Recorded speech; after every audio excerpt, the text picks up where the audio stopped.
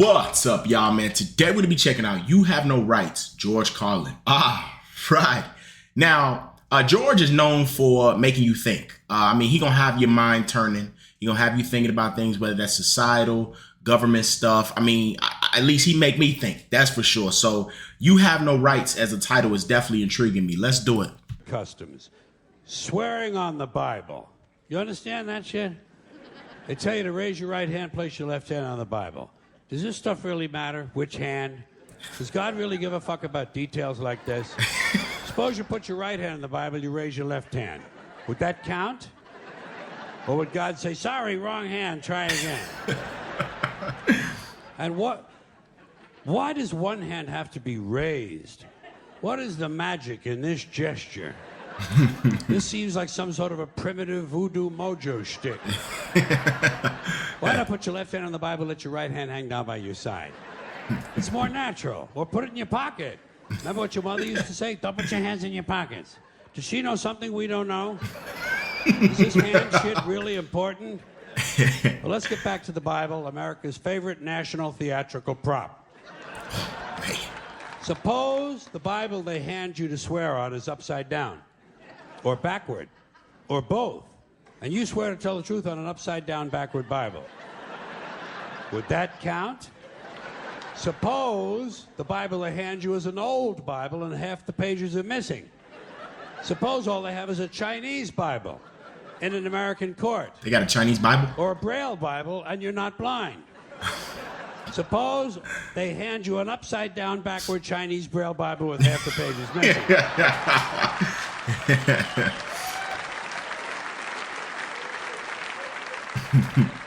At what point does all of this stuff just break down and become just a lot of stupid shit that somebody made up? They fucking made it up, folks. It's make-believe.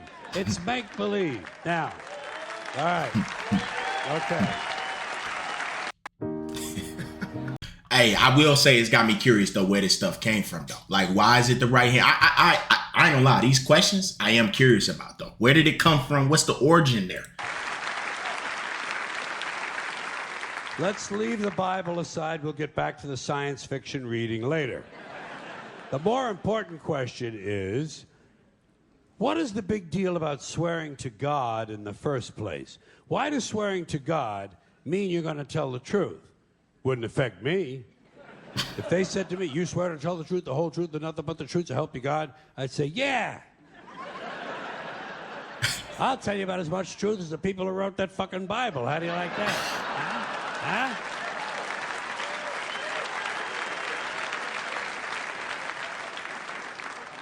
Swearing on the Bible doesn't mean anything. It's kid. Swearing to God is kid stuff. Did you ever, remember when you were a kid? If you told another kid something he didn't quite believe, he'd say, you swear to God? I would always say, yeah, I swear to God. Even if I was lying. Why not? What's going to happen if I lie? Nothing. Nothing happens if you lie. Unless you get caught, and that's a whole different story. Sometimes a kid would think he was being slick with me, and he'd say, you swear on your mother's grave? Ooh. I'd say, yeah. Why not? First of all, my mother was alive. She didn't even have a grave. Second of all, even if she was dead, what's she going to do? Rise from the grave and come and haunt me? Come and haunt me? All because I told a lie to an 8-year-old? Get fucking real, will you? Yeah.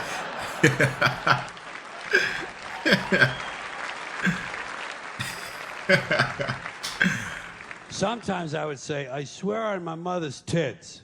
Wow. Kids are impressed with things like that.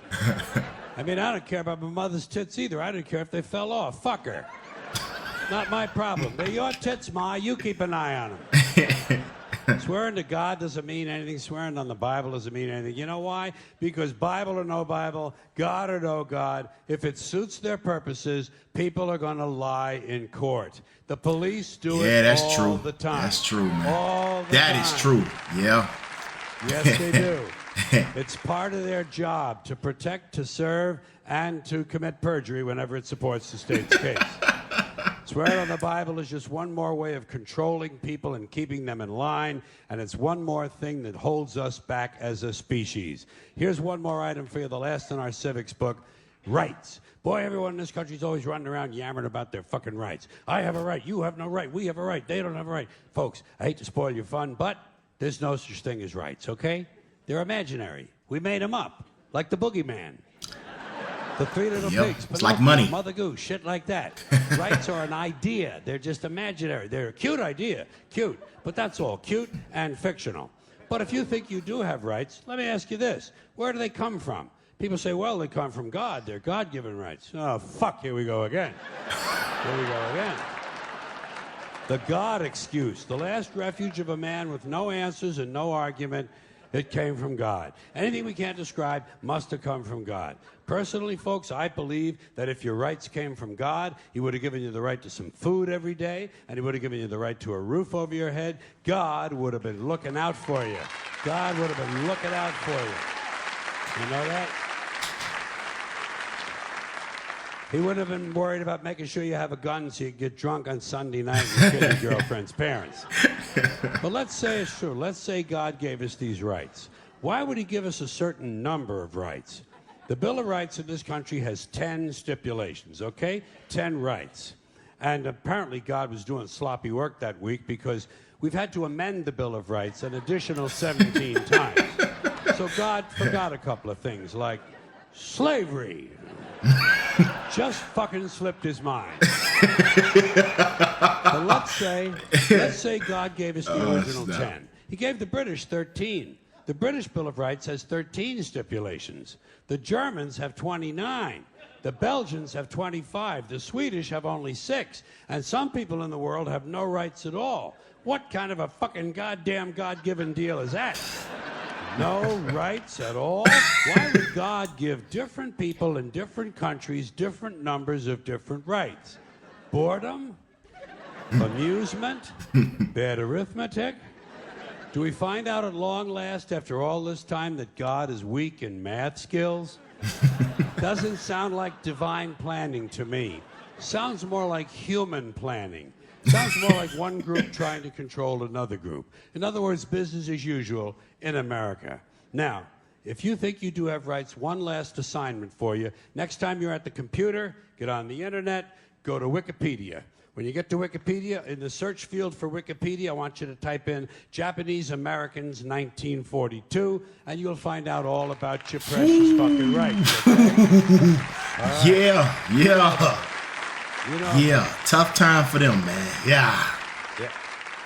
In 1942, there were 110,000 Japanese American citizens in good standing, law-abiding people who were thrown into internment camps simply because their parents were born in the wrong country. That's all they did wrong. They had no right to a lawyer, no right to a fair trial, no right to a jury of their peers, no right to due process of any kind. The only right they had, right this way, into the internment camps. Just when these American citizens needed their rights the most, their government took them away. And rights aren't rights if someone can take them away. They're privileges. That's all we've ever had in this country is a bill of temporary privileges. And if you read the news even badly, you know that every year the list gets shorter and shorter and shorter. Yeah, that's true, man. Yeah. It's a good example, bro. Sooner or later, the people in this country are going to realize the government does not give a fuck about them. Government doesn't care about you or your children or your rights or your welfare or your safety. It simply doesn't give a fuck about you. It's interested in its own power. That's the only thing, keeping it and expanding it wherever possible. Personally, when it comes to rights, I think one of two things is true. I think either we have unlimited rights or we have no rights at all. Personally, I lean toward unlimited rights. I feel, for instance, I have the right to do anything I please. But if I do something you don't like, I think you have the right to kill me. So where are you going to find a fairer fucking deal than that? So the next time some asshole says, gee, I have a right to my opinion, you say, oh yeah? Well, I have a right to my opinion, and my opinion is you have no right to your opinion. Then shoot the fuck and walk away.